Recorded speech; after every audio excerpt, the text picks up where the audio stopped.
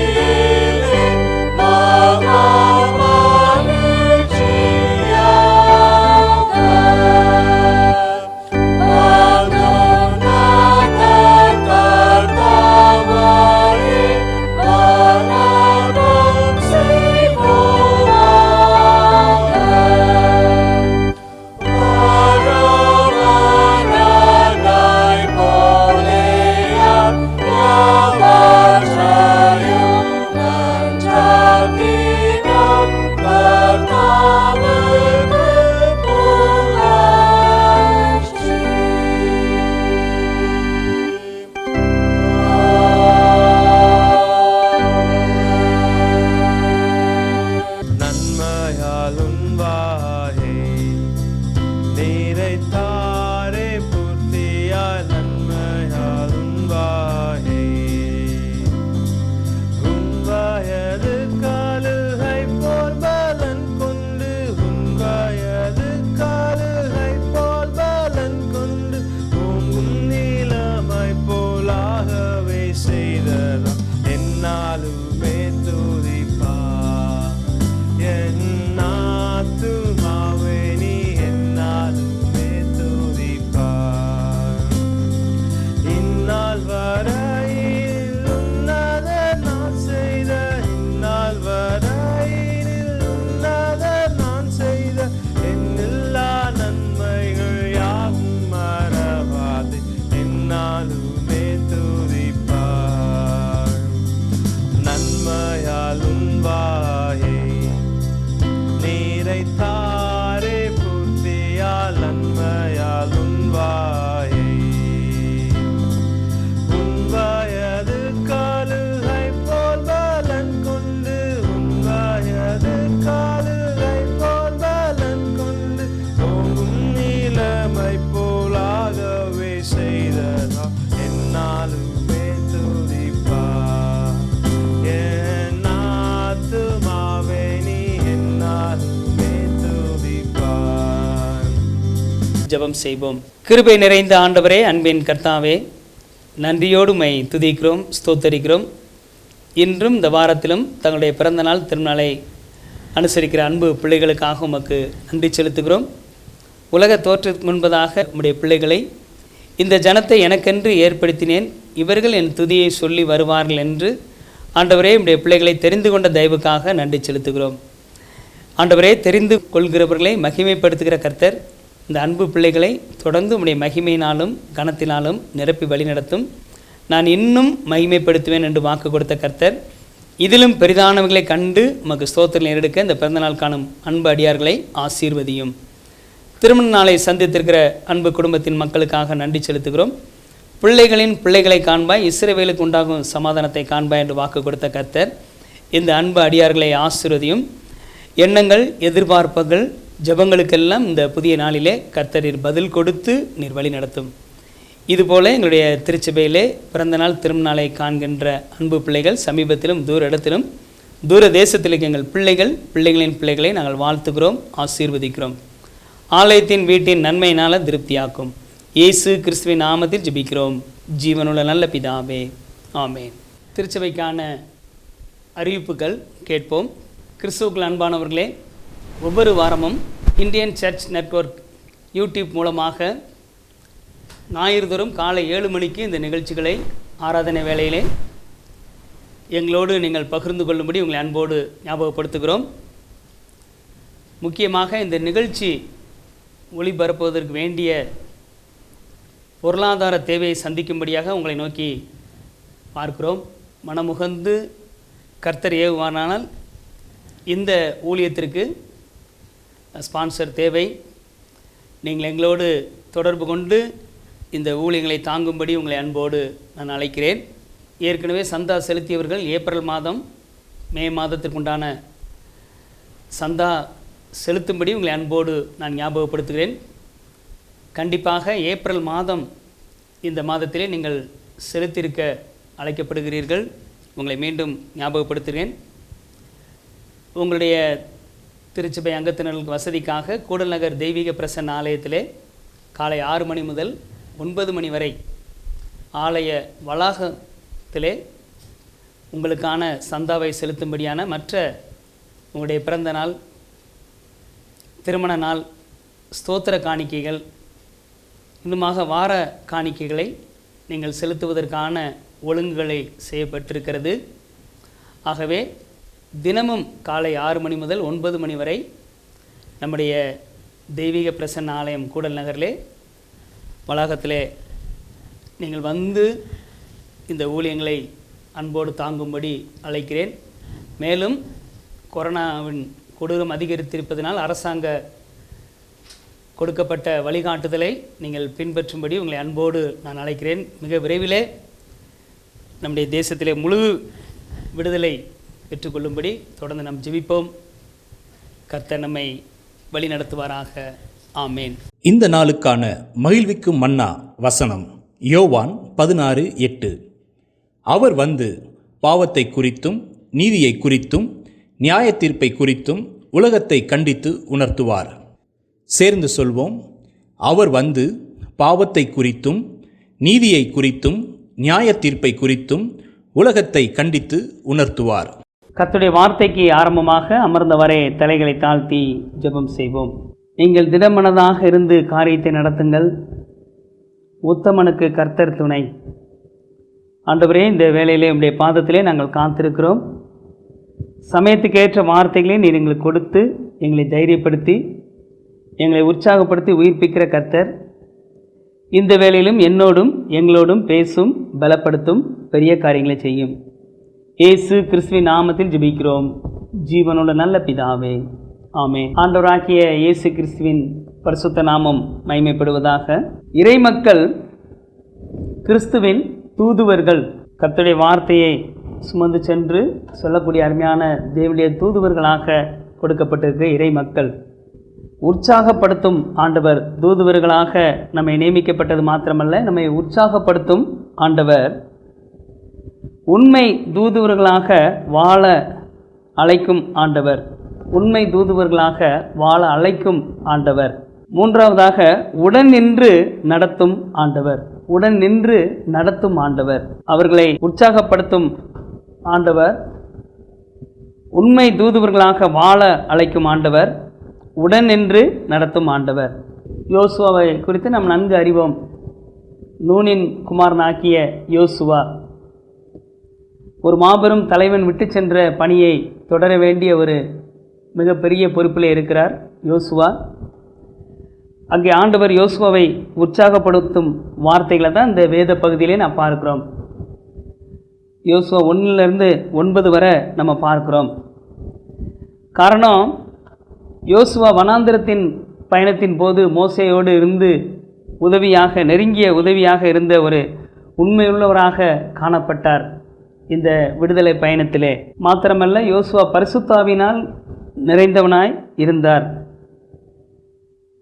மோசேயுடைய ஊழியத்தை தொடர்ந்து செய்யக்கூடிய ஒரு மிகப்பெரிய ஒரு வாய்ப்பை பெற்றிருந்தார். கானானை நோக்கி இஸ்ரேல் ஜனங்களை நடத்தி செல்லும்படியான ஒரு பெரிய காரியத்தை ஆண்டவர் அவருக்கு ஏற்படுத்தி வைத்திருந்தார் என்று பார்க்கிறோம்.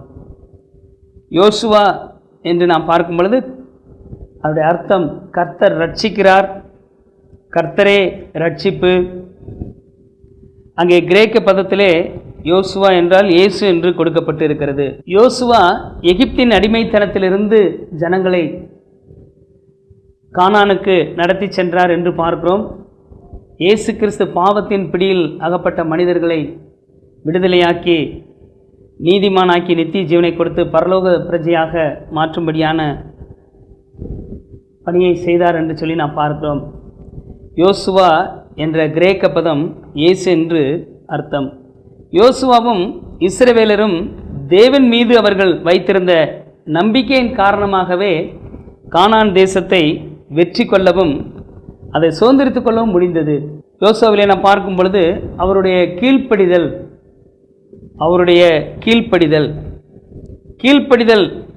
இருக்கும் பொழுது நிச்சயமாக வெற்றி நிச்சயம்.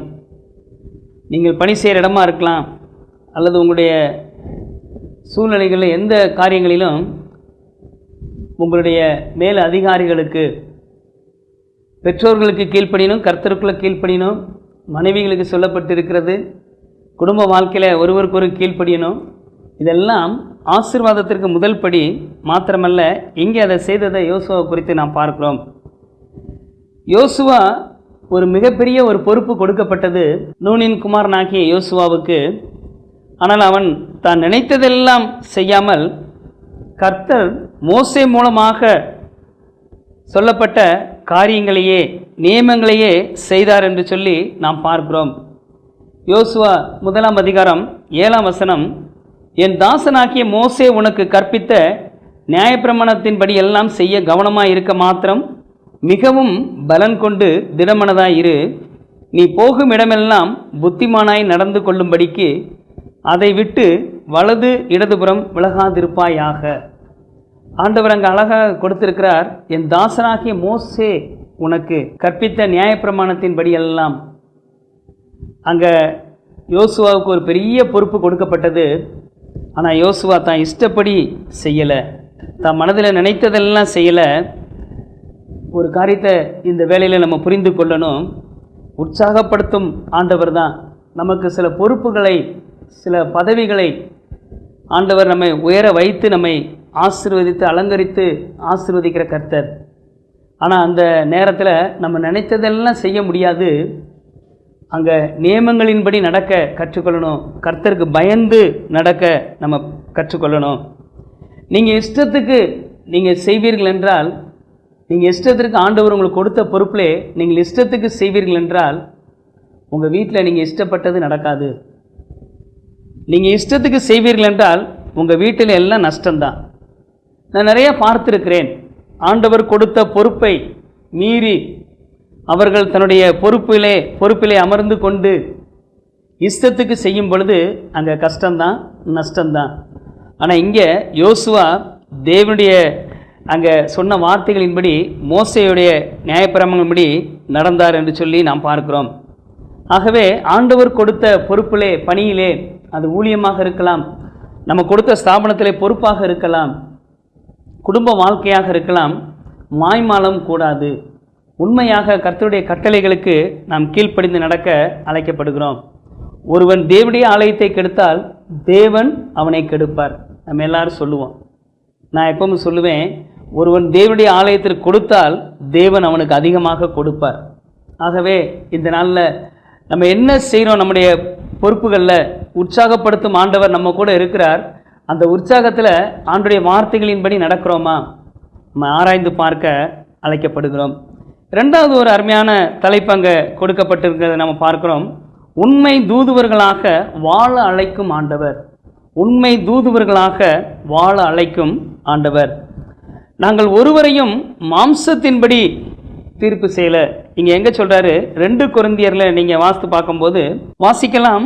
2 கொரிந்தியர் 5ஆம் அதிகாரம் 16வது வசனம். ஆகையால் இதன் முதற்கொண்டு நாங்கள் ஒருவனையும் மாம்சத்தின்படி அறியோம்.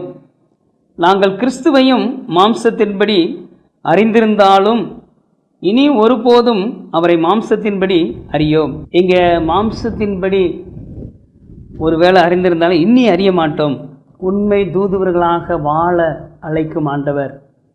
அநேக நேரங்களில் ஆண்டவரை எந்த அளவில் நம்ம அறிந்திருக்கிறோம்? அவர் சுகமளிக்கிறவர், குணமாக்குகிறவர், அவர் நன்மை செய்கிறவர். அங்கே நிறைய காரியங்களை அறிந்திருக்கிறோம். ஆனால் நம்முடைய வாழ்க்கையில் வரும் பொழுது, மாம்சம் மேலோங்கும் பொழுது சில நேரங்களில் நம்முடைய விசுவாசம் எங்கே? அப்போ இங்கே நாங்கள் இனி ஒருபோதும் அவரை மாம்சத்தின்படி அறியோம். உண்மை தூதுவர்களாக வாழ அழைக்கும் ஆண்டவர்.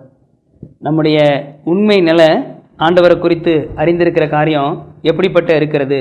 காரணம், அந்த நாட்களில் கொரிந்தியர்கள் ஒருவரை ஒருவர் மாம்சத்தின்படி உலகத்தின் தரங்களுக்கு ஏற்ப நியாயம் தீர்த்தனர். அவங்க அந்த நாட்களில் மாம்சத்தின்படி ஜனங்களை நியாயம் தீர்க்கிறது, அவங்கள இந்த மாதிரி பொறுப்புகளில் அமரச் செய்கிறது, இப்படிப்பட்ட காரியங்கள் அந்த நாட்களில் காணப்பட்டது. அதனால தான் அங்கே கொடுக்கப்பட்டிருக்கு. 1 கொரிந்தியர் 2ஆம் அதிகாரம் 14வது வசனம். ஜென்ம சுவாபமான மனுஷனோ தேவனுடைய ஆவிக்குரியவர்களை ஏற்றுக்கொள்ளான். அவைகள் அவனுக்கு பைத்தியமாக தோன்றும். அவைகள் ஆவிக்கேற்ற பிரகாரமாய் ஆராய்ந்து நிதானிக்கப்படுகிறவர்களானதால் அவைகளை அறியவும் மாட்டான். மாம்சத்தின்படி நீங்கள் சில இடங்களில் போய் பார்த்தீங்கன்னா, அவங்க எல்லோரும் ரட்சிக்கப்பட்டிருக்காங்களா, எல்லாரும் அபிஷேகம் பெற்றிருக்கிறார்களா? வெளி தோற்றமாக மாம்சத்தின்படி அவங்களுடைய வெளி தோற்றத்தை வைத்து நம்ம சில நேரங்களில் நிர்ணயிக்கிறோம். ஆனால் இங்கே 14ஆம் வசனத்தில் 1 கொரிந்தியர் 2:14 ஜென்ம சுவாபமான மனுஷன். ஜென்ம சுவாபம், அவனுக்குள்ள அந்த ஜென்ம சுவாபம் அது எப்போ மாறுது? முழுமையாக பரிசுத்தாவியானவருக்கு தன்னை முழுமையாக அர்ப்பணிக்கும் பொழுது இந்த ஜென்ம சுவாபம் மாறுகிறது, ஒளிகிறது. அப்போ தான் புது சிருஷ்டி ஆகிறான். ஆனால் வெளி தோற்றமாக இன்றைக்கு பார்க்கும் பொழுது நிறைய நேரங்களில் மாம்சத்தின்படி தீர்ப்பு சொல்லக்கூடிய காரியங்களை இன்றைக்கு நம்ம பார்க்குறோம். அதுபோல் நம்ம ஒரு நாளும் மாம்சத்தின்படி தீர்ப்பு சொல்லக்கூடாது அப்படின்னு சொல்லப்பட்டிருக்கிறது. 1 கொரிந்தியர் 3:3 வசனத்தை பார்த்தீங்கன்னா, பொறாமையும் வாக்குவாதமும் பேதங்களும் உங்களுக்குள் இருக்கிறபடியால் நீங்கள் மாம்சத்துக்குரியவர்களாக இருந்து மனுஷ மார்க்கமாய் நடத்துகிறீர்கள் அல்லவா. அங்கே நடத்துகிறத குறித்து பார்க்கிறீர்கள், நீங்கள் மாம்சத்தின்படி நடக்கிறீர்கள் அல்லவா.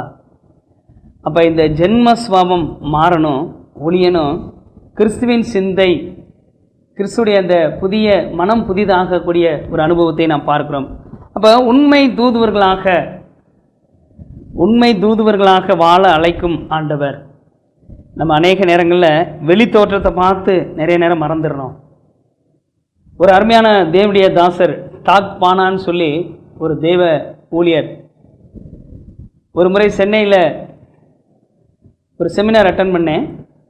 கிறிஸ்டியன் லீடர்ஷிப் என்று சொல்ல தலைப்பில் ஒரு அருமையான ஒரு செமினார். அந்த நாட்களில் நிறைய இந்த மாதிரி செமினார்களில் அட்டன் பண்ணுறதுக்கு ஆண்டவர் உதவி செய்தார். நிறைய தேவ மனிதர்களுடைய கூட்டங்களை பங்கு பெறக்கூடிய வாய்ப்பை ஆண்டவர் அந்த நாட்களில் எங்களுக்கு கொடுத்திருந்தார். நான் மகிழ்ச்சி அடைகிறேன். இந்த டாக் மானாங்கிறவர் சொன்னார், ஒரு முறை அவருடைய அந்த ஒரு செஷனில் வரும் பொழுது ஊழியத்திற்கென்று ஊழியர்களை தெரிந்து கொள்வது அப்படிங்கிறதுல ஒரு சின்ன தலைப்பில் ஒரு கலந்துரையாடல் கொடுக்கப்பட்டிருந்தது. அப்போ அவங்க வந்த ஒரு போதகர் நகைச்சுவையாக ஒரு காரியத்தை சொன்னார். அது நகைச்சுவையாக இல்லை, அது வேதனையாக இருந்தது. காரணம், அவங்களுடைய திருச்சபையில் யூத் லீடர், அங்கே ஒரு யூத் லீடரை தெரிந்து கொள்ளணும் அதை வழி நடத்துவதற்கு. அப்போ ஒரு நல்ல ஒரு திறமையான ஒரு அருமையான வாலிப தம்பி அவர்கள் தெரிந்து கொண்டது. நல்ல ஒரு பொறுப்பில் இருக்கிறார், நல்ல திருமணமாகாத வாலிபர், மிகப்பெரிய பொறுப்பில் இருக்க, நல்ல கல்வி அறிவு, நல்ல பொருளாதாரத்திலே வசதி உள்ள ஒரு நபர், சுறுசுறுப்புடன் இருக்கக்கூடிய ஒரு நபர். அப்போ அந்த போதகர் அவரை தெரிந்து கொள்ளும் பொழுது அங்கே இருக்கக்கூடிய மூப்பர்கள் சொன்னார்களாம், நீங்கள் தெரிந்து கொள்வதிலே சற்று சிரமம் இருக்கிறது என்று சொன்னபோது, இந்த எல்லா செலவுகள்லாம் அவன் தான் பார்க்குறான், எல்லாத்துக்கும் அவர் தான் செய்கிறார், இவ்வளோ பெரிய பொறுப்பில் இருக்கிறார், இவ்வளோ பெரிய சம்பளத்தில் இருக்கிறார் என்று சொல்லி அந்த போதகர் அவரை நியமித்தாராம். இது என்னதுன்னா, இந்த மாம்சத்தின்படி தீர்ப்பு செய்கிறதுங்கிறதுல இது ஒரு கேட்டகரியாக வருது. ஆனால் பாருங்கள், எந்த போதகர் இந்த வாலிப தம்பியை நியமித்தாரோ அவருக்கு தான் பின்னால் பிரச்சனை வந்தது. காரணம், அவர் வீட்டில் ஒரு வாலிப பெண் மிஸ்ஸிங். இந்த கதையை நான் ரொம்ப சொல்ல முடியாது. ஆனால் பிரச்சனை என்னென்னா, மாம்சத்தின்படி தீர்ப்பு செய்யும் பொழுது, தோற்றத்தின்படி நம்ம பார்க்கும் பொழுது, இங்கே உண்மை தூதுவர்களாக வாழ அழைக்கும் ஆண்டவர். இன்றைக்கு உலகத்தில் நம்ம பார்க்கும் பொழுது இதை தான் செய்கிறோம். இங்கே எங்கே போட்டிருக்கு, 1 கொரிந்தியர் 2:15 வசனத்தில், ஆவிக்குரியவன் எல்லாவற்றையும் ஆராய்ந்து நிதானிக்கிறான், ஆனாலும் அவன் மற்றொருவனாலும் ஆராய்ந்து நிதானிக்கப்படான். ஆவிக்குரியவன் சகலத்தை ஆராய்ந்து நிதானித்து அறிந்திருக்கிறான், ஆனால் அவனை யாரும் அறிந்து கொள்ள மாட்டாங்க. ஆனால் இன்றைக்கு இந்த அறிவு நமக்கு தேவை. உண்மை தூதுவர்களாக வாழ அழைக்கும் ஆண்டவர். தேவன் பட்சபாதம் உள்ளவர் அல்ல. ஆகவே யாரையும் அவர் கடிந்து கொள்ளுகிற ஆண்டவர் அல்ல.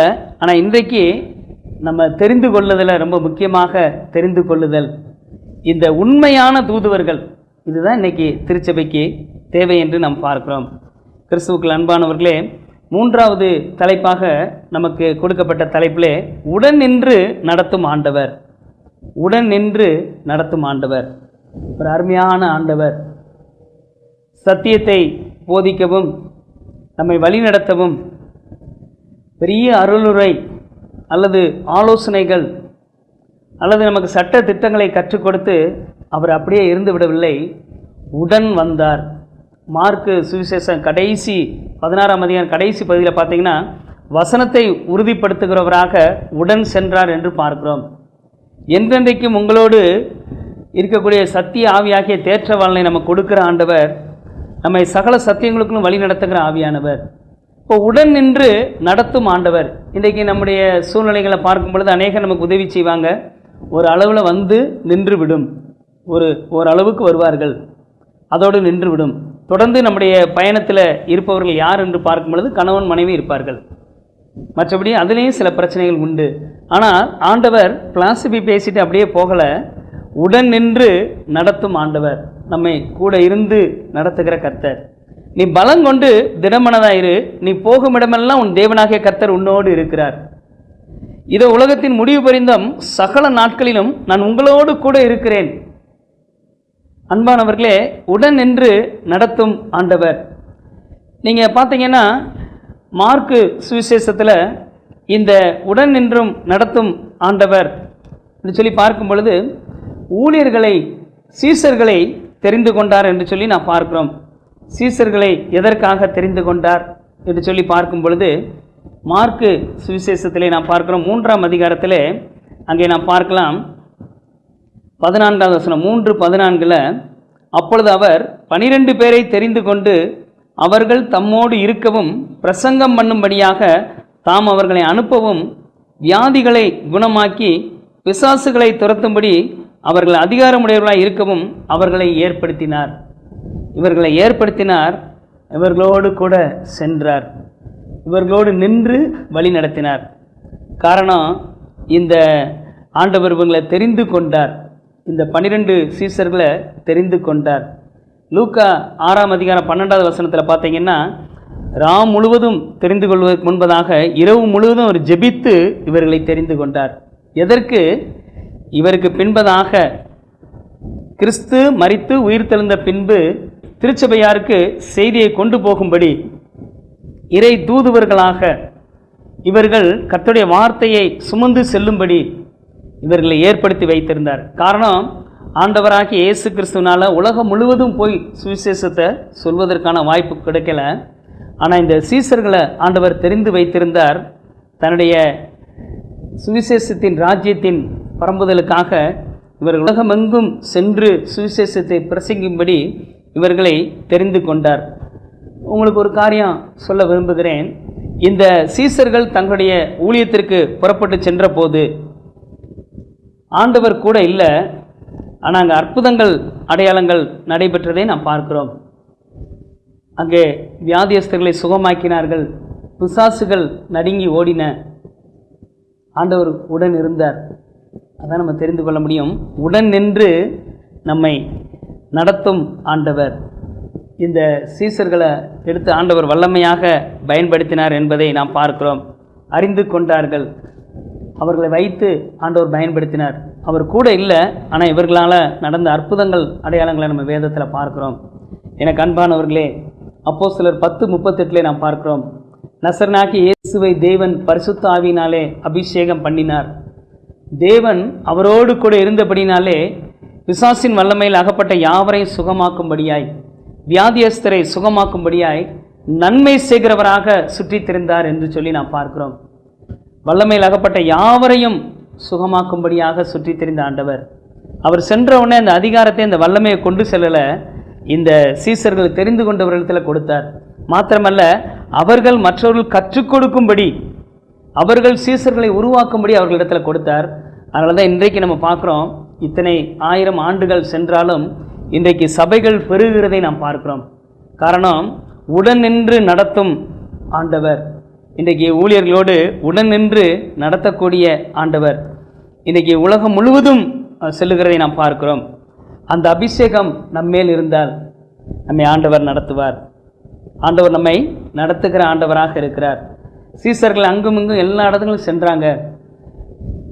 அங்கே அப்போஸ்தலரில் பார்க்கிறோம், சிதறி சென்றவர்கள் எங்கும் சுவிசேஷத்தை பிரசங்கித்தார்கள். அங்கே அற்புதங்கள் அடையாளங்கள் நடைபெற்றன. ஏன்? ஆண்டவர் அவர்களோடு கூட இருந்தார். அந்த அபிஷேகத்தின் மூலமாக இருந்தார். ஒரு கரிசனை உள்ள ஆண்டவர் நமக்கு இருக்கிறார். ஒரு கரிசனை உள்ள ஆண்டவர். ஒருவேளை இந்த கொரோனா வைரஸ் மூலமாக பாதிக்கப்பட்டு இருக்கலாம், உங்களுடைய வருமானங்கள் பாதிக்கப்பட்டு இருக்கலாம், குடும்ப சூழல் எத்தனை விதமான பின்மாற்றங்கள், வியாபாரத்தில் பெரிய நஷ்டமாக காணப்படலாம். ஆனால் உங்கள் மேல் கரிசனை உள்ள ஆண்டவர் உங்களோடு கூட இருக்கிறார். ஒரு கரிசனை உள்ள ஆண்டவர் நம்ம கூட இருக்கிற கர்த்தர். தியோடர் என்று சொல்லக்கூடிய ஒரு போதகர் அவருடைய சபையை நடத்தி கொண்டிருந்தார். மிக சிறப்பாக தன்னுடைய சபையை நடத்தி கொண்டிருந்தார். அவர் அநேக இடங்களுக்கு சென்று சுவிசேஷத்தை பிரசங்கிப்பது வழக்கமாக வைத்திருந்தார். அவருடைய தெருவிலே ஒரு பெரிய வீடு, அந்த வீட்டுக்கு அருகாமையிலே ஒரு சிறிய வீடு. அந்த வீட்டில் ஒரே ஒரு பெண் ஒண்டியாக அங்கே குடியிருந்தால். அவள் யாருடனும் பேச மாட்டாள், எந்த வெளி பழக்கமும் கிடையாது. ஆனால் ஒண்டியாக தன் வாழ்க்கையை நடத்தி கொண்டிருந்தார். இந்த ஊழியர் அதிகமாக அந்த தெருவில் இருக்கிற மக்களுக்கெல்லாம் தொடர்ந்து ஜெபிக்கக்கூடிய ஒரு அருமையான இந்த சபை ஊழியர். ஒரு முறை அவருடைய உடன் ஊழியர் வந்து சொன்னார், பாஸ்டர், நம்ம தெருவில் ஒரு பொண்ணு இருக்குது, இந்த அம்மா ஜெபத்துக்கு வரமாட்டாங்க, அவங்கள கூப்பிட்டாலும் வரமாட்டாங்க, தயவுசெய்து நீங்கள் அவங்கள போய் அழைத்தீங்கன்னா ஒருவேளை சபைக்கு வருவாங்க, அவங்களுடைய ஆசீர்வாதத்துக்கு நம்ம ஜெபிக்கணும், அவங்களுடைய விடுதலைக்காக ஜெபிக்கணும்னு சொல்கிறார். உடனே இந்த சபை ஊழியர் அதை கேட்டு, இன்றைக்கு உடன் ஊழியர்கள்னால் அப்படி தான் இருக்கணும். திருச்சபையில் உடன் ஊழியர்னு சொல்கிறோம். ஒருவேளை கோயில் குட்டியாக இருக்கலாம், இல்லை கமிட்டி மெம்பராக இருக்கலாம். ஒருத்தருக்கு சுகமில்லை ஒரு காரியம்னா கம்முன்னு இருந்துடக்கூடாது. போதகருக்கு ஃபோன் பண்ணி சோன்ஸோ இவங்க சுகம் இல்லாமல் இருக்காங்க, இவங்க சுகம் இல்லாமல் இருக்காங்க, மருத்துவமனையில் இருக்காங்க, ஐயா அவங்களுக்காக ஜெபிங்க. அந்த வீட்டில் மறந்துருக்கலாம், ஆனால் நம்ம போதகருக்கு அதை தெரியப்படுத்தணும். அவர் ஜெபிப்பார், கூடுமானா அந்த இல்லத்தில் போய் பார்ப்பார். இந்த போதகருக்கு அப்படி தான் கொடுக்கப்பட்டது. அப்போ இந்த போதகர் அந்த இல்லத்திற்கு செல்லுகிறார். அந்த இல்லத்துக்கு சென்று அந்த அருமையான சகோதரி சந்திக்கிறார். வீடு ஒரே அழுக்காக இருக்கிறது. ஒரு மாதிரி கந்தல் ஆடை அணிந்து அமர்ந்திருந்தால் இவர் போய் சொல்லுகிறார், இயேசு உன்னை நேசிக்கிறார், இயேசு உனக்கு சுகமளிப்பார், இயேசு உனக்கு தேவைகளை சந்திப்பார், இயேசு உனக்கு விடுதலை கொடுப்பார்னு சொல்லி. அந்த சகோதரி அதை கண்டும் காணாத போல், எல்லாம் சொல்லிட்டீங்களே, சரி நீங்கள் போகலான்னு சொல்லிட்டா. ஆனாலும் இந்த போதகருக்கு ஒரு பாரம், நம்முடைய தெருவில் ஒருத்தர் ஆண்டவரை ஏற்றுக்கொள்ளாமல் இருக்காங்களே, அது இந்த தரித்திரத்தில் இருக்காங்களே அப்படின்னு சொல்லிட்டு மாதம் ஒரு முறை அவள் சென்று அந்த சகோதரியை சந்திக்கலானார். ஆனால் அவள் முகத்தை திரும்பிக் கொள்வா, இப்படியே இருந்தது. ஒரு முறை அவர் போய் பொறுமையாக உட்கார்ந்து, நீ சற்று பொறுமையாக என்னிடத்திலே பதில் சொல்ல வேண்டும் என் சகோதரியே அப்படின்னு சொல்லி அமர்ந்து கேட்டாராம். உனக்கு என்ன பிரச்சனை? சர்ச்சுக்கு வரல, ரைட், சபைக்கு வரலன்னு சொல்லிட்ட, ரைட், ஏன் காரணம் இருக்கணும்ல, காரணத்தை சொல்லு அப்படின்னு சொன்னோடனே அவள் தான் நிலைமையை காண்பித்துட்டு அவள் தன்னுடைய காலை தூக்கி காண்பித்தாளாம், வலது காலை தூக்கி காண்பித்தாலாம். அது தடித்து போய் ஏதோ விபத்தில் ஏற்பட்டது போல் கால்கள் எல்லாம் கோரமாக இருந்தது, கருப்பாக கோரமாக இருந்தது. மாத்திரமல்ல, அவள் போட்டிருந்த செருப்பு கந்தலாக இருந்தது. இந்த செருப்பை போட்டுட்டு உங்கள் சபைக்கு நான் வர முடியுமா அப்படின்னு அவள் கேட்குறா. இந்த உடன் ஊழியர் பக்கத்தில் இருக்க சும்மா இருக்கலாம்ல, மதுக்கடைக்கு மட்டும் போக முடியுது இந்த செருப்பை போட்டுட்டு. ஏன்னா அவன் ஒரு குடிகாரியாகவே இருந்தாள், ஒரு குடிகாரியாக இருந்தாள். அப்போ இந்த உடன் ஊழியர் சொல்கிறார், மதுக்கடைக்கு இந்த செருப்பை போட்டு போக முடியுது, சபைக்கு வர முடியாதா அப்படின்னு மெதுவாக சொன்னார். வேகமாக சொல்லியிருந்தா 2 பேரையும் வெளியே அனுப்பியிருக்கோம் அந்த அம்மா. ஆக இந்த போதகர் பொறுமையோடு, உன்னுடைய பிரச்சனை இதுதானா, என்னுடைய ஆண்டவர் கரிசனை உள்ள ஆண்டவர், உண்மையில கரிசனை உள்ளவர், என்னை எப்படி நடத்தினாரோ அதுபோல் உன்னையும் நடத்துவார், சரி என்று சொல்லி இவர் வெளியில் வந்துட்டார். வெளியே வந்து அந்த சகோதரிக்காக அதிகாலையில் எழுந்து கருத்தாய் ஜெபம் பண்ண ஆரம்பித்தார். ஆண்டவரே, இந்த மகளுடைய தேவைகள் சந்திக்கப்படணும், மகளுடைய தேவைகள் சந்திக்கப்படணும், ஆகவே இவளுக்கு ஒரு பூரண விடுதலை வேண்டும், எங்களை நீங்கள் தூதுவர்களாக வைத்திருக்கிறீர்கள், உண்மையாக வாழும்படி உம்முடைய தூதுவர்களாக என்னை வைத்திருக்கிறீங்க, நான் இப்போ ஒரு தூதுவனாக நாங்கள் போயிருக்கேன், அவள் உண்மையான விடுதலை பெறணும், ஆண்டவரே அவளுக்கு உதவி செய்யுன்னு சொல்லி ஜெபம் பண்ணாராம். என்ன ஆச்சரியம், அவர் ஜெபம் பண்ண அன்றைக்கு அவருக்கு தபால் மூலமாக ஒரு பணம் வந்தது. அது $1 பணம், $1 பணம் வந்தது, ஒரே $1. ஆனால் இவர் நினைக்கிறாரு, செருப்புக்காக ஜெபம் பண்ணோம், $1 வந்திருக்கு, இந்த $1 வச்சு நம்ம எப்படி செருப்பு வாங்க முடியும், சரி பரவாயில்ல போவோன்னு சொல்லிட்டு அங்கே ரொம்ப ஃபேமஸான ஒரு கடை, ஒரு பெரிய ஷோரூம், உட்லண்ட் ஷோரூம் மாதிரி ஒரு பெரிய ஷோரூம், அங்கே உள்ளே போகிறார் இந்த போதகர். அந்த கடைக்காரர் வந்து இவரை நமஸ்காரம் என்று சொல்லி இவரை அன்போடு அழைத்து உங்களுக்கு என்ன வேண்டும் என்று கேட்கிறார். இவரும் ரொம்ப சந்தோஷமாக அவரை ஒருவர் மகிழ்ச்சியை பகிர்ந்து கொள்கிறார்கள். அவரிடத்துல போய் சொல்கிறாரு, நான் ரொம்ப குறைவான பணம் வைத்திருக்கிறேன், ஆனால் எனக்கு ஒரு நல்ல ஒரு செருப்பு, ஒரு ஜோடி செருப்பு வேணும், விலை கம்மியாக இருக்கணும், அதே நேரத்தில் தரமானதாக இருக்கணும் அப்படின்னு சொல்கிறார். இந்த ஓனர் வந்து அங்கே ஸ்டார்டிங் ப்ரைஸே ரொம்ப ஜாஸ்தி. அப்போ போய் இப்படியே யோசிக்கிறார், உட்லண்ட்ஸில் போய் 300 ரூபாய்க்கு ஷூ வாங்கலான்னா எப்படி வாங்க முடியும், அப்போ இவர் போய் இப்படி யோசிக்கிறார். அந்த ஓனர் சற்று யோசித்துட்டு, போதகரையா இருங்க அப்படின்னு சொல்லிட்டு உள்ளே போகிறார். உள்ளே போய் ஒரு ஷூ பாக்ஸை தூக்கிட்டு வராரு. இந்த போதகருக்கு ரொம்ப ஆச்சரியம், இந்த பாஸ்டருக்கு ரொம்ப ஆச்சரியம். ஏன்னா அது மிக விலை உயர்ந்தது. ஆடி கார் வச்சுருக்கவங்க தான் அதெல்லாம் போட முடியும். ஆனால் இவர் ஆடி போயிட்டார். இந்த பாஸ்டர் பார்த்துட்டு, இவ்வளோ விலை உயர்ந்த ஷூவை தூக்கிட்டு வராரே அப்படின்னு சொல்லி உடனே அவர் சொல்கிறாரு, இது போதுமான்னு பாருங்கள் அப்படின்னா அதோடைய விலை $53. இவர் வைத்திருப்பது $1. $53 உண்டான அந்த ஷூவை கொடுக்குறார். அந்த கடை முதலாளி சொல்கிறார், இது ரொம்ப நாளாக இந்த இது விற்கவே முடியல, மேனுஃபேக்சரிங் ஃபால்ட்டு, இதில் வந்து ஒரு கால் சிறுசாகவும் ஒரு கால் பெருசாகவும் இருக்குது, இது யாருக்கும் தேரல, நீங்கள் ஒரு ஏழை பிள்ளைக்கு தானே கொடுக்குறேங்கிறீங்க, அவள் அட்ஜஸ்ட் பண்ணி போட்டுக்கிடுவான்னு சொல்லி என்னை இடத்த அடைச்சிக்கிட்டு இருக்கிறதுக்கு நீங்களாவது வச்சுக்கோங்க, எனக்கு ஒரு புண்ணியமாகட்டும்னு சொல்லி அந்த கடை முதலாளி. இந்த பாஸ்டருக்கு ரொம்ப சந்தோஷம், இவ்வளோ விலை உயர்ந்தது நான் பார்த்ததே கிடையாது அப்படின்னு சொல்லி அதை தலை மேலே வைத்து கொண்டு அவருடைய இல்லத்திற்கு செல்லுகிறார். அவர் இல்லத்துக்கு சென்ற உடனே அவள் மகிழ்ச்சியோடு முதல்ல வாங்குறா. திரும்ப அவள் முகத்தில் கடும் சோகம், மிகுந்த சோகம். என்னென்னா, பாஸ்டர் என்னுடைய கால் ஒரு கால் விபத்தினால சேதமானது மாத்திரம் இல்லை, ஒரு கால் மிக தடியாக இருக்கிறது, ஆகவே நீங்கள் வாங்கி கொடுத்தா என்னால் போட இயலாது அப்படிங்கிறார். பரவாயில்லம்மா, ட்ரை பண்ணி பாரு அப்படின்னு சொல்லி கொடுக்குறார்.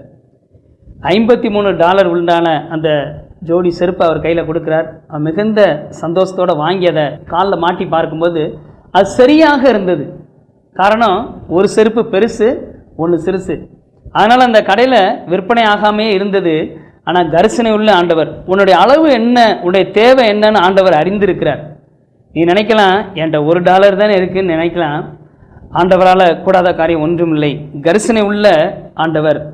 139 சங்கீதம் 15வது வசனம் இவ்விதமாக சொல்லுகிறது, நான் விசித்திர வினோதமாய் உருவாக்கப்பட்ட போது என் எலும்புகள் உமக்கு மறைந்திருக்கவில்லை. நான் அங்கே பிரமிக்கத்தக்க ரூபமாக படைக்கப்பட்டேன். நான் விசித்திர வினோதமாய் உருவாக்கப்பட்ட போது என் எலும்புகள் உமக்கு மறைந்திருக்கவில்லை. இன்றைக்கி நீங்கள் யாரும் மறைந்திருக்கலை, உங்களோடு இருந்து நடத்துகிற ஆண்டவர் உங்களோடு கூட இருக்கிறார். ஆகவே இந்த நாளில் நம்மை ஆண்டவர் வழி நடத்துகிற கர்த்தர். இறை மக்கள் தேவனுடைய அங்கே தூதுவர்களாக நம்மை தெரிந்து கொண்டு இருக்கிறாராம். இன்றைக்கி நம்ம தூதுவர்களாக இருக்கிறோமா? புற மதஸ்தர்களுக்கு வேதம் தெரியாது. இன்றைக்கு கிறிஸ்தவர்கள் தான் வேதம், வேத புத்தகம் இன்றைக்கு கிறிஸ்தவர்கள் தான். கிறிஸ்தவங்களை பார்த்து தான் இயேசு இப்படிப்பட்டவர் என்று அறிந்து கொள்ள முடியும். இறை மக்கள் கிறிஸ்துவின் தூதுவர்கள். இன்றைக்கி நம்ம எப்படி தூது கொண்டு செல்லுகிறோம்? ஆலயம் முடிந்து வீட்டுக்கு சென்ற போது நல்ல செய்தி கொண்டு போகிறோமா? தூது கொண்டு செல்லுகிறோம். வீட்டில் வயதானவர்கள் இருக்கிறான், பலவீனத்தில் வர முடியாதவங்க இருக்கலாம், அல்லது அடுத்த நாள் நம்முடைய அலுவலகத்தில் பணியிடங்களில் நம்முடைய லஞ்ச் டைமில் அங்கங்கே ஆலயங்களுக்கு சென்றவங்க கூடி நம்முடைய வார்த்தைகள் எப்படிப்பட்டதாக இருக்கிறது? இறை தூதுவர்களாக உண்மையாக வாழ அழைக்கப்பட்ட அழைப்பில் நம்ம பகிர்ந்து கொள்ளுகிறோமா? நம்முடைய வார்த்தை அங்கே என்ன பகிர்ந்து கொள்ளப்படுகிறது? கிறிஸ்துவுக்கு அன்பானவர்களே, கரிசனை உள்ள ஆண்டவர் நமக்கு இருக்கிறார். உன்னுடைய தேவை என்னன்னு தெரியும். அவர் சரியாக அளந்து கொடுக்கிறவர். உங்கள் மடியிலே அளந்து நன்றாய் அளந்து போடுவார்கள். அமுக்கி குலுக்கி சரிந்து விழும்படி உங்கள் மடியிலே அளந்து போடுவார்கள். ஆகவே அப்படிப்பட்ட ஆண்டவர் நமக்கு கொடுக்கப்பட்டிருக்கிறார். ஆகவே இந்த நாளிலே நாம் இறைமக்கள் தேவனுடைய தூதுவர்களாக நாம் அழைக்கப்படுகிறோம். அப்படிப்பட்ட மேலான கிருபைகளை தேவன் தாமே நம்ம ஒவ்வொரு கட்டளையிடுவாராக. அவருக்கே மகிமை புகழ் உண்டாவதாக. ஆமென். கிறிஸ்தவ கீர்த்தனை பாடல் கேட்போம்.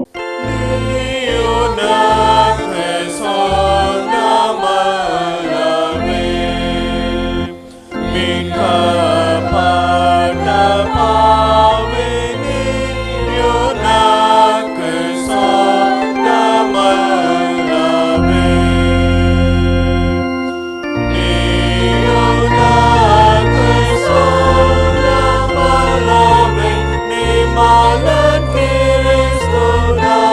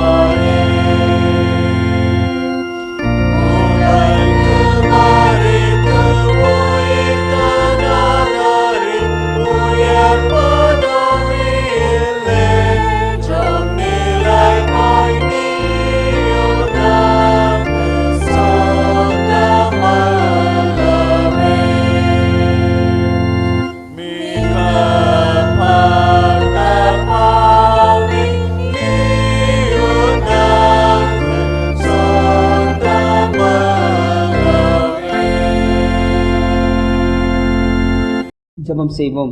எங்கள் சர்வ வல்லமையுள்ள ஆண்டவரே, எங்கள் பரலோகத்தின் தேவனே, உம்மை நன்றியோடு துதிக்கிறோம், ஸ்தோத்தரிக்கிறோம். இறை மக்கள் தேவனுடைய தூதுவர்கள் என்று ஆண்டவரே, இன்றைக்கு நாங்கள் உம்முடைய செய்தியை சுமந்து செல்லுகிற பிள்ளைகளாக தொடர்ந்து என்னை எங்களையும் பலப்படுத்தும். இந்த வார்த்தையை கேட்டுக்கொண்டு இருக்கிற நம்முடைய பிள்ளைகள் மற்றவர்களுக்கு அறிவிக்க தொடர்ந்து ஆண்டவர் எங்களோடு கூட இருக்கிறார் என்று அன்றைக்கு சீசர்கள் அற்புதங்களை அடையாளங்களை செய்தது போல இந்த நாளிலே நம்முடைய பிள்ளைகள் அதே அற்புதங்களை அடையாளங்களை செய்யும்படி கர்த்தர் தொடர்ந்து நீர் வழி நடத்தும். ஆண்டை பலத்த கரத்தில் ஒப்பு கொடுக்கிறோம். ராம் முழுவதும் ஜெபித்து சீசர்களை தெரிந்து கொண்டீர். அவர்கள் மூலமாக அநேக அற்புதங்களை அடையாளங்களை செய்தீர். அவர்கள் மற்றவர்களுக்கு கற்றுக் கொடுக்கவும் அதன் மூலமாக உம்முடைய ராஜ்யத்தின் சுவிசேஷம் பரம்பும்படி பாராட்டின கிருபைகளுக்காக நன்றி செலுத்துகிறோம். இந்த வார்த்தையை கேட்டுக்கொண்டிருந்த இந்த அன்பு பிள்ளைகளை ஆசீர்வதியும். நன்றியோடு உம்மை துதிக்கிறோம். எனக்கு யார் உதவி செய்வார், என்னுடைய சூழ்நிலை எப்படிப்பட்டதே இருக்கிறது என்று யோசிக்கும் பொழுது 139ஆம் சங்கீதத்தை அவர்கள் தியானித்து, ஆண்டவரே நீர் எழுந்திருக்கிறதை உட்கார்தலை அறிந்திருக்கிற கர்த்தர், எங்களுடைய எலும்புகளை எல்லாம் கண்ட ஆண்டவர் என்று இந்த நாளிலே எங்களுக்கு ஒரு கரிசனை உள்ள ஆண்டவர் இருக்கிறார் என்று அவர்கள் தைரியப்பட, உடைய வார்த்தையிலே பலப்பட பரிசுத்த ஆவியானவர் உதவி செய்யும்படி ஜெபிக்கிறோம். கொரோனா வைரஸின் பிடியில் இருக்கிற எங்கள் தேசத்திற்காக வருகிறோம். தேச தலைவர்களுக்கு வேண்டிய நல்ல ஞானத்தை தாரும், கிருபைகளை தாரும். சுகாதாரத்துறை, காவல்துறை, இன்னுமாய் துப்புரவு பணியில் இருக்கக்கூடிய அருமையான தொழிலாளர் நண்பர்களுக்காக ஜெபிக்கிறோம். இன்னும் ஆங்காங்கே மதுரையிலே அதிகமாக பரவி கொண்டிருக்கிற இந்த சூழ்நிலையிலே அநேகர் பாதிக்கப்பட்டிருக்கான்ற செய்தி கேட்டு உடைய பாதத்துக்கு நாங்கள் வருகிறோம். அவன் இருதயம் கர்த்தனை நம்பி திடனாய் இருக்கும் என்ற வார்த்தையின்படி இவையெல்லாம் சந்தோஷமாக மாற்றும்படி ஜெபிக்கிறோம். அநேக தெய்வ ஊழியர்கள், ஊழியத்தை செய்யக்கூடிய ஊழியக்காரர்கள், மிஷினரிமார்கள் இன்றைக்கு கொரோனாவிலே பிடிபட்டு இருக்கிறார்கள். ஆண்டவரே, ஊழியக்காரர்களுக்காக பரிதபிக்கிற கர்த்தர், ஊழியக்காரருடைய சுகத்தை விரும்புகிற ஆண்டவர், அன்பு பிள்ளைகளை நீர் பலப்படுத்தும்படி ஜெபிக்கிறோம். இன்னும் எங்களுக்கு அன்பான பிள்ளைகள் வெளி மாநிலங்களிலே, வெளிநாட்டில் இருக்கிற பிள்ளைகளின் பிள்ளைகளுக்காக ஜெபிக்கிறோம். தங்களுடைய பணி நிமித்தமாக வெளிநாடுகளில் இருக்க குடும்பங்களை பிரிந்திருக்கிற பிள்ளைகளுக்காக, பெற்றோர்களுக்காக நாங்கள் வருகிறோம். ஒவ்வொருவரையும் பேர் பேராக ஆசீர்வதியும். உடன் நின்று வழி நடத்துகிற கர்த்தர் நம்முடைய பிள்ளைகளை பலப்படுத்தும்படி ஜெபிக்கிறோம். கேட்க முடியாத அளவிலே இந்த நாளிலே கொரோனா வைரஸ் எங்கள் மதுரை பட்டணத்தை நெருக்கி கொண்டிருக்கிற இந்த சூழ்நிலையிலே, ஒரு அத்தனை பட்டணம் போல உள்ள இந்த பட்டணத்திலே ஆண்டவரே, உடைய பிள்ளைகளுடைய ஜெபங்களுக்கெல்லாம் நீர் பதில் கொடுக்கிறீர். இது ஒரு உண்மையான ஒரு ஹோலி சிட்டியாக இந்த மதுரை பட்டணத்தை எங்களுக்கு கொடுக்கும்படி ஜெபிக்கிறோம். ஆங்காங்கே பரிசுத்தவான்கள், தெய்வ ஊழியர்கள் முழங்காலில் நின்று மதுரை பட்டணத்திற்காக ஜெபிக்கிறதை கர்த்தர் அறிந்திருக்கிறீர். நமக்கு நாங்கள் நன்றி செலுத்துகிறோம். ஜெபங்களுக்கு எப்பொழுதும் பதில் கொடுக்கிற கர்த்தர், இந்த வேளையிலும் உனக்கு விரோதமாக எழும்பும் எந்த ஆயுதம் வாய்க்காதே போகும் என்று வாக்கு கொடுத்த கர்த்தர், எல்லாவற்றையும் சிறையிருப்பை மாற்றும்படி ஜெபிக்கிறோம். வாதையை அகற்றி போடும்படி ஜெபிக்கிறோம். இல்லங்களிலே, நிலைக்கால்களிலே இயேசு கிறிஸ்துவின் இரத்தத்தை தெளிக்கிறோம். வாதை கடந்து போகும்படியாய் ஜெபிக்கிறோம். துஷ்டன் இனி உன் வழியாய் வருவதில்லை என்று சொன்னீரே, தொடர்ந்து உம்முடைய மாசற்ற இரத்தத்தினால் கழுவி பாதுகாத்து கொள்ளும். கர்த்தருடைய பலத்த கரத்தில் கொடுக்கிறோம். புதிய கல்வியாண்டுக்குள் பிரவேசிக்கக்கூடிய பிள்ளைகள் இந்த நாளிலே இல்லங்களிலே ஆங்காங்கே இதன் மூலமாக சிரமத்தில் இருக்கக்கூடிய பெற்றோர்கள், ஆசிரியர்கள், பேராசிரியர்கள் ஒவ்வொருவருக்காக நாங்கள் ஜெபிக்கிறோம். கர்த்தர் தாமே தொடர்ந்து அரசாங்கத்திலிருந்து இன்னும் நல்ல பதில் வரவில்லை என்று காத்திருக்கிற உடைய பிள்ளைகளுக்கு நல்ல பதிலை இயேசுவே நீர் கொடுத்து உடைய பிள்ளைகளை கௌரவப்படுத்தும், ஆசீர்வதியும். அரசாங்க பணியிலே, பொதுத்துறையிலே, தனியார் நிறுவனங்களிலே பணி செய்யக்கூடிய அருமையானவர்களுக்காக வருகிறோம். இன்னும் திருமணம் தடைப்பட்டு போயிருக்கிறதே ஆண்டவரே, இல்லங்களை கட்டும் பொழுது பலவிதமான தொழில்கள், காரியங்களிலே தடையாய் இருக்கக்கூடிய சூழ்நிலைகள் எல்லாவற்றையும் மாற்றி கர்த்தர் தாமே வழி நடத்தும்படி ஜெபிக்கிறோம். அன்றை பலத்த கரத்தில் ஒப்பு கொடுக்கிறோம். பொல்லாப்பு உனக்கு நேரிடாது, வாதை உன் கூடாரத்தை அணுகாது என்று வாக்கு கொடுத்த கர்த்தர் இந்த வேளையிலே வேலி அடைத்து பாதுகாத்து கொள்ளும்படி ஜெபிக்கிறோம். ஆபிரகாமை போல ஆண்டவரே, உம்முடைய பாதத்திலே நாங்கள் காத்திருக்கிறோம். எங்கள் பட்டணத்திற்காக நாங்கள் உம்முடைய பாதத்திலே வருகிறோம். தொடர்ந்து நீர்தாமே எங்களை வழி நடத்தும், ஆசீர்வதியும். மீண்டுமாய் எங்கள் அன்புக்குரிய பேராயருக்காக ஜெபிக்கிறோம், பேராயர் அம்மாவுக்காக ஜெபிக்கிறோம். ஆபீஸ் பேரர்ஸ், எங்களுடைய அனைத்து குருமார்களுக்காக ஜெபிக்கிறோம், குருமார்களுடைய குடும்பங்களுக்காக ஜெபிக்கிறோம். இன்னும் ஓய்வு பெற்ற குருமார்களுக்காக ஜெபிக்கிறோம். எங்களுடைய திருச்சபையில் வயதான பெற்றோர்கள், அவர்களுக்காக ஜெபிக்கிறோம். அவங்களுக்கு வேண்டிய நல்ல சுகத்தை, பலனை தாரும். பயங்கள் எல்லாம் எடுத்து போட்டு பலப்படுத்தும்படி வேண்டிக் கொள்கிறோம். இந்த ஜெப வேளையிலும் எனக்காக ஜெபிக்கவில்லை என்று யாராவது கவலையோடு கண்ணீரோடு இருப்பார்கள் என்றால், இயேசுவே அவர்களை மார்போடு அனைத்தவர்களை முத்தமிடும். நான் உனக்கு என்ன செய்ய வேண்டும் என்று கேட்டு பதில் தாரும். இயேசு இன்றும் உயிரோடு இருக்கிறார் என்பதை அவர்கள் மூலமாக சமூகம், திருச்சமூகம் அறிந்து கொள்ள உதவி செய்யும்.